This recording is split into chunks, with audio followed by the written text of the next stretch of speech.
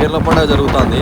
ఎంత జరుగుతుంది అంటే బాగా గ్రాండ్గా జరుగుతుంది. పీర్ల పండుగ అంటే ఈ ఊర్లో వచ్చి చూడాలన్నమాట. ఎందుకంటే చూడండి పద్ధతి ఎట్లా ఉంటుంది ఈ ఊర్లో.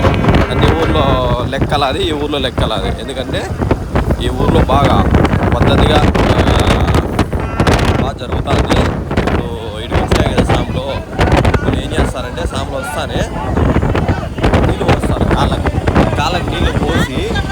నేను ఇంతవరకు పీర్ల పండుగ అన్నిసార్లు చూసినా కానీ ఏ ఊర్లో పీర్ల పండుగ అంటే పద్ధతులు పాటించే వాళ్ళు ఎక్కడా లేరు. ఈ ఊర్లో పద్ధతి బాగా నీట్గా పాటిస్తున్నారు. చూడండి పనులంతా గ్యాస్ చేస్తారు. గ్యాస్ వీళ్ళు ఏం చేస్తారంటే పాతకాలమే గబ్బులను పోసి పెట్రోల్ వేసి దాంట్లోకి కట్టికి చేస్తున్నారు. కాళ్ళకి నీళ్ళు పోసుకొని కాళ్ళకు నీళ్ళు పోసి సాములు వస్తే ఇళ్ళ కాడికి వస్తే చూడండి నీళ్ళు పోసినారు. దగ్గర 20 బుద్ధులు పోసినారు సాములకి కాళ్ళకి నీళ్ళు పోతే పుణ్యం వస్తుంది. చూడండి వీళ్ళంతా బాగా ఆడలు పద్ధతిగా ఎంత ముక్కుంటున్నారు చూడండి.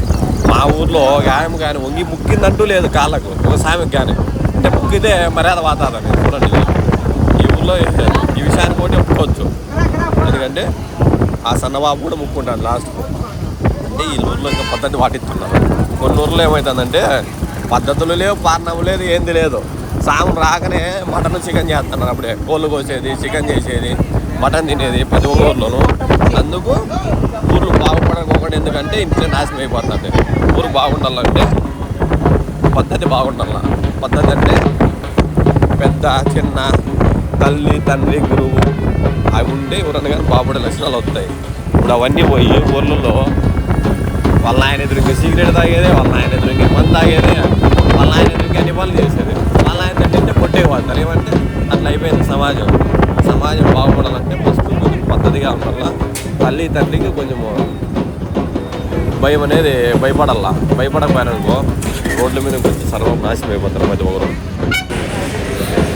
సాములు కూడా పాత పద్ధతి చూడండి. మనం తప్పెట్లు కొట్టేది కూడా వీళ్ళు పాత పద్ధతే.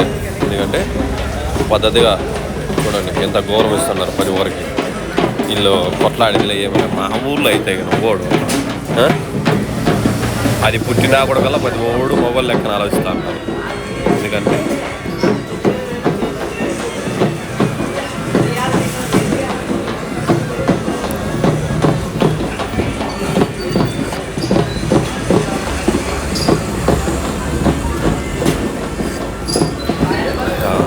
చూడండి ఈ రోడ్డు దాటుకునే విధానం కూడా ఎలా ఉంటుందంటే అక్కడ ఒక పెద్ద మనిషి వచ్చి చెప్తే రోడ్డు దాటుకుంటాను.